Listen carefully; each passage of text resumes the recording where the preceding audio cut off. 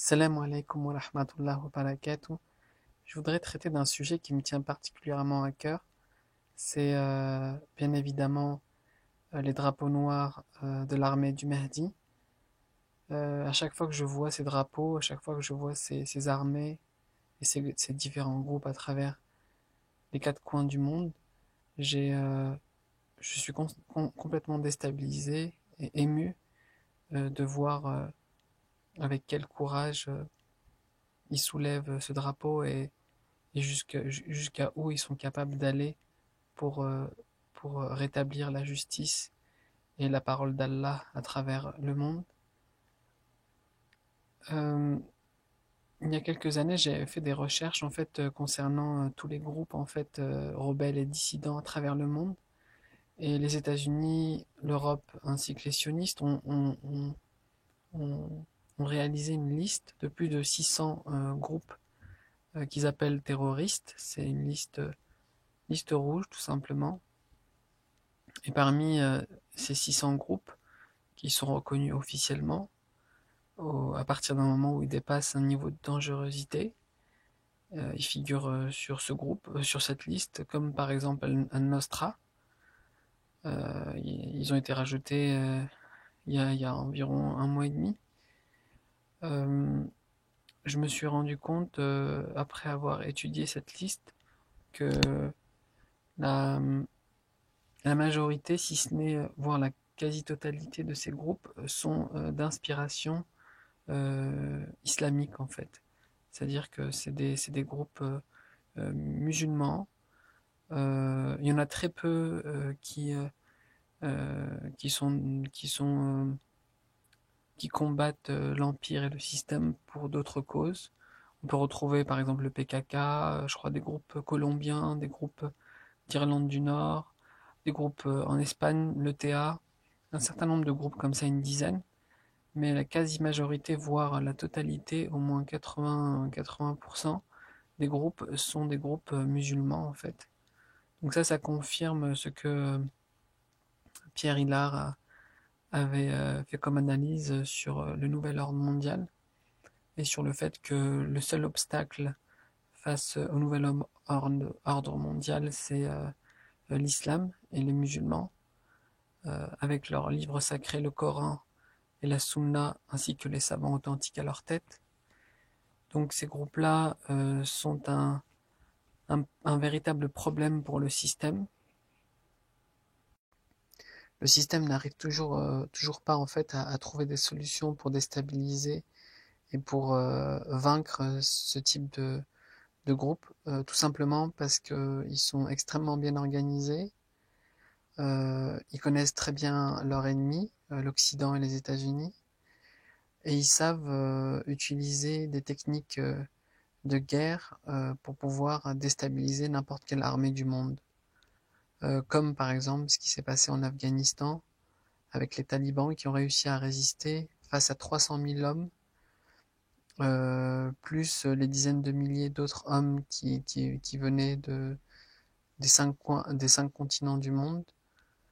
Euh, Ils étaient face aux plus grandes technologies militaires, avions de chasse, chars, radars, lunettes pour voir dans l'obscurité. Et malgré tout ça, ils ont pu vaincre les États-Unis et les faire sortir d'Afghanistan, tout simplement parce que les techniques utilisées, en fait, c'est des techniques de guérilla. Et la guérilla, c'est un véritable cauchemar pour l'Occident. Elle consiste en fait à opérer, à procéder à des opérations ciblées, très rapides, soudaines. Une fois que ces opérations sont terminées, les groupes se dissimulent dans la population, qui les protège, qui est de leur côté.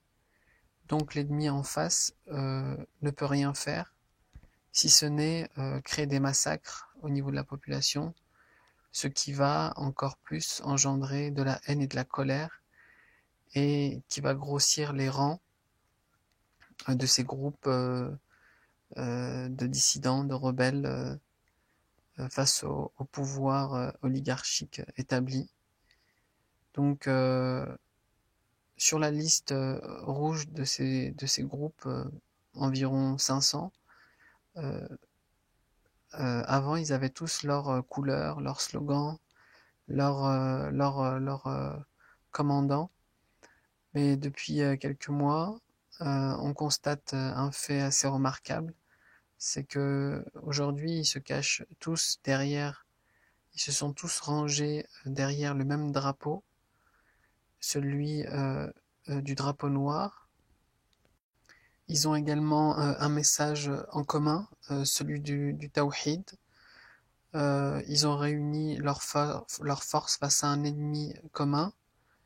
Euh, et, euh, et ils utilisent tous la même méthodologie face à cet ennemi. Et les populations sont de leur côté. Et voilà, toutes ces choses-là font vraiment plaisir parce que ça confirme une nouvelle fois les prophéties du prophète alayhi salatu salam qui a dit que à la fin des temps, il y a une armée qui allait sortir avec des drapeaux noirs pour préparer la sortie du Mahdi. Et cette armée, quand on la verra, il faudra déjà premièrement qu'on essaie de la rejoindre. Et surtout, ça sera une armée qui sera imbattable. Personne ne pourra l'arrêter. Et on peut voir actuellement depuis ces 2 dernières années que la prophétie se réalise. Encore une fois, la véracité des paroles du prophète alayhi salatu salam s'observe sur le terrain. Et voilà, donc c'est quelque chose de tout à fait extraordinaire. Je souhaitais souligner le fait que ces groupes-là, je parle là aux gens qui sont à fond dans les théories du complot ultra conspirationnistes, qui en abusent. Ces groupes-là ne sont pas du tout financés par l'Occident. Ils gênent les États-Unis, ils gênent l'Empire dans leurs projets. Ce n'est pas du tout des mercenaires financés par les sionistes pour leurs propres intérêts, pas du tout, au contraire. Ils gênent énormément les sionistes dans leurs agendas. Et,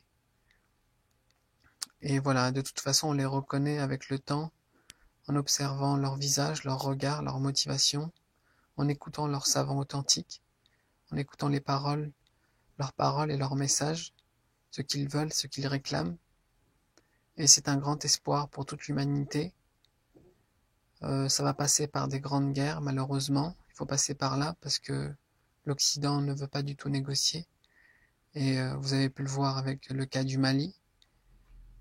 Et voilà. Donc il faut garder espoir. Il ne faut pas insulter ces groupes-là de terroristes, de khawarij, comme certains imams de France ou d'Europe le font. C'est une aberration. Il ne faut pas soutenir les gouvernements occidentaux qui vont attaquer ces peuples et ces groupes. Enfin voilà, en résumé ce que je voulais dire. Salam alaikum wa rahmatullahi wa barakatuh.